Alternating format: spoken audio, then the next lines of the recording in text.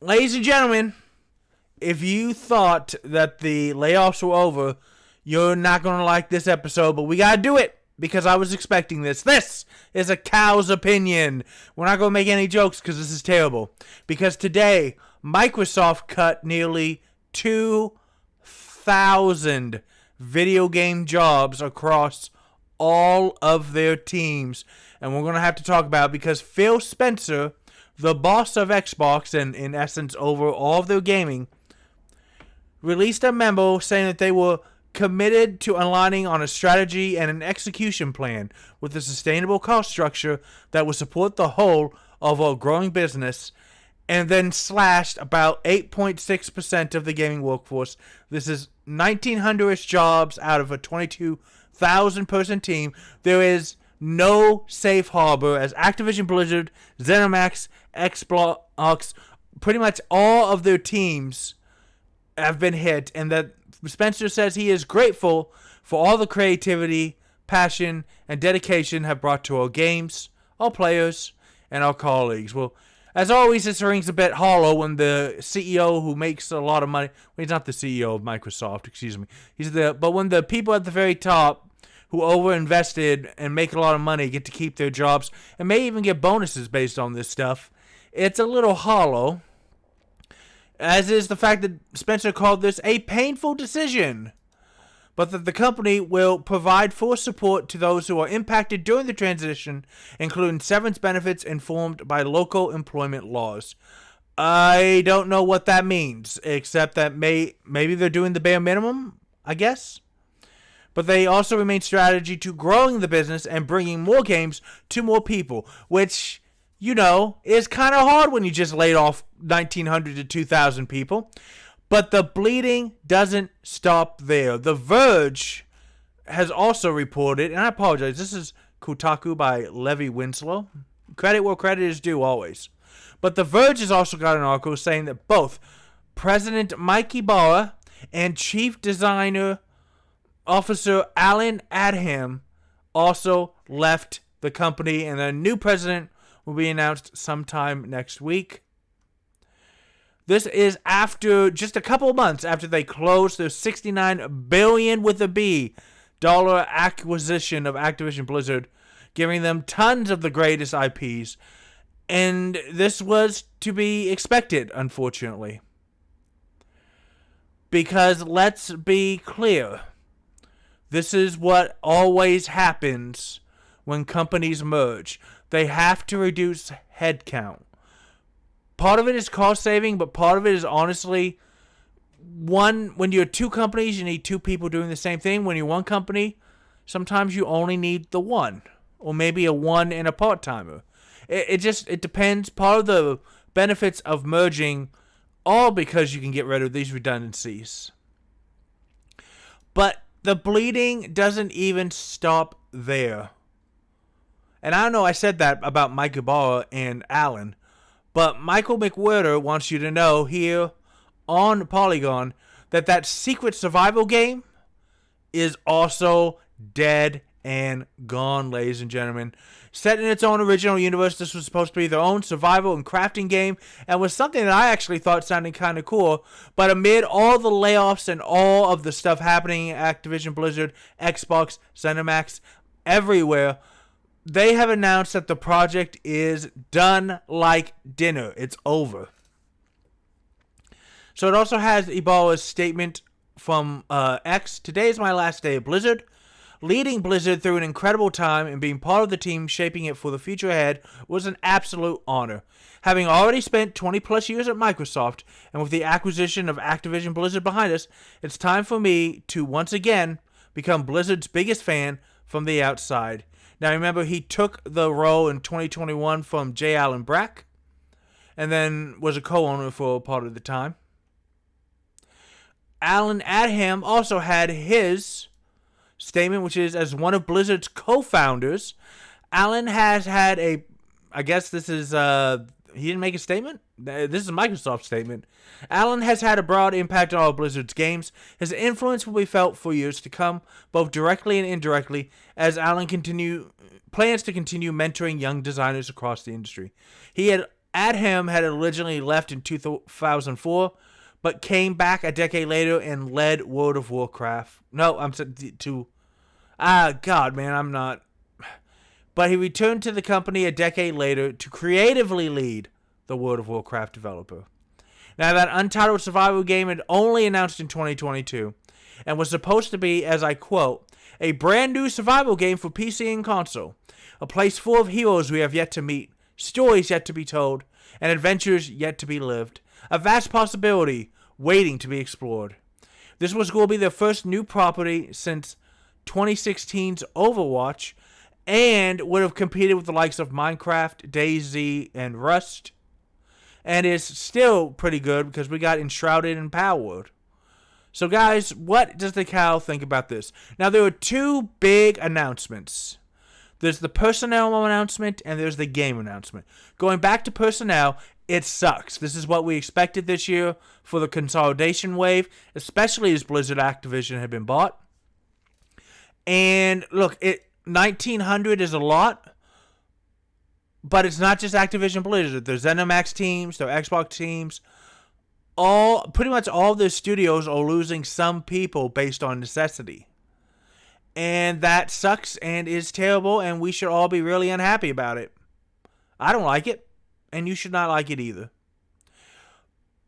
But more curiously than that, and also the two head is the game thing.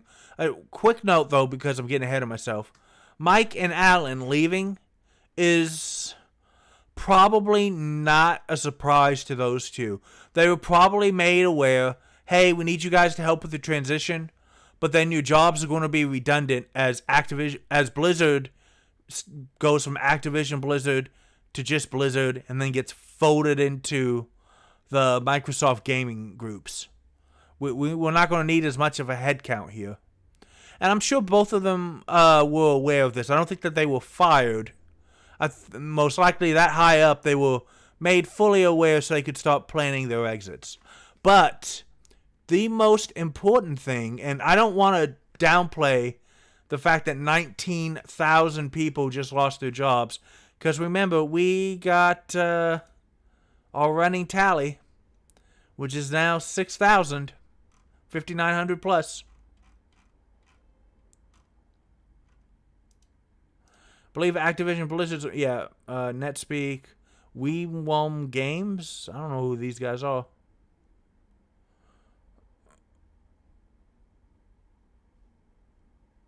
It's a virtual reality title. Behavior Interactive, which is the Dead by Daylight developer, laid off 45. CI Games laid off 10%, which is 15 to 20. 31st Union laid off less than 10. Come to US is a two-digit number. Metaverse World, 7. That's your problem, your Metaverse World. NCSoft is 70. Riot Games was the 530. One Player Mission 15. People Comply over 30. Black Forest around 50. And here, oh my God, there's more. Microsoft's big 1900 announcement just now. Recon Games, which is an independent studio in Poland, which last released The Ruiner in 2017. I can kind of get that. It looks like they've been hit really hard with delays. And then 27 people from Little Red Dog Games, indie strategy game studio headquartered in NYC itself, has shut down operation and closed its doors, leaving nearly 30 people, including the studio's founders, out of work. The entire team is now looking for new jobs. The COO listed every provided to help them find work as quickly as possible. Doesn't tell me any of the games, so I don't know if they ever released anything any of us have heard. But the biggest news is that the secret survival game is now not so secretly dead. And this is as announced down here when we were looking at the article, it's a genre that remains popular.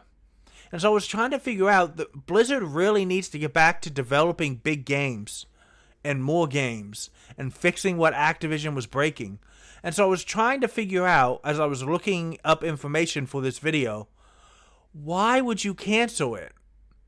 But then I came across a clip of Asmongold, yes, the Asmongold from YouTube, talking about this. And he said something that I'm going to paraphrase that I think is probably 1,000% correct.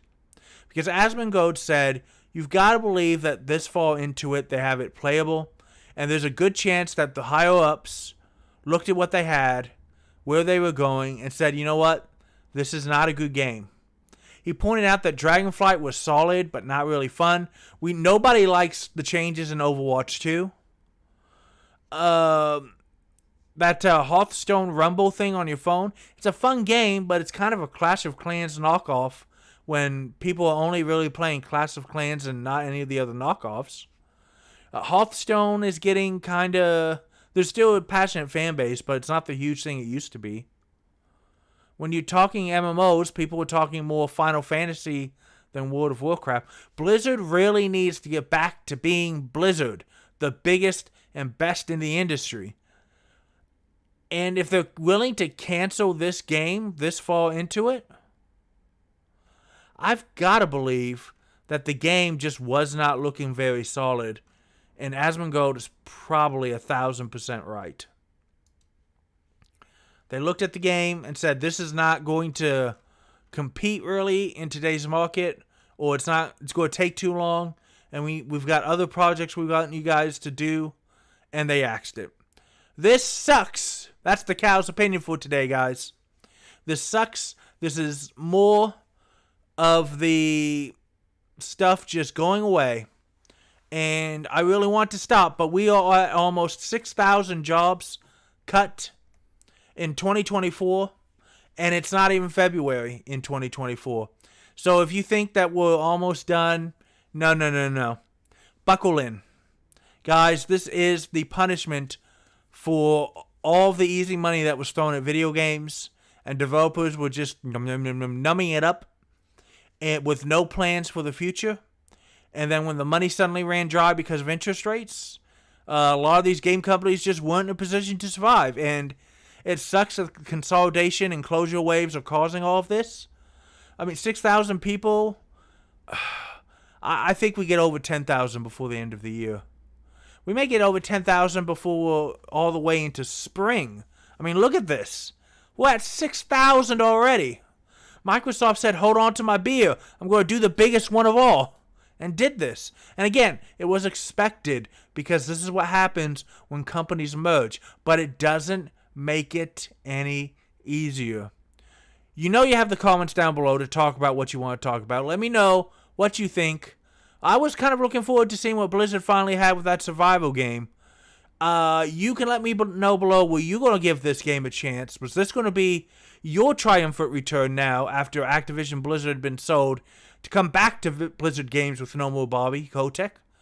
And let me know also what you're playing, what you need information on, what you're looking forward to, and you know what else you can do. Well, that's right, it's not a happy video, but I gotta let you know that you can play more games, because games are awesome, and you, yes you, even though it sucks right now, you deserve awesome. I'll see you next time.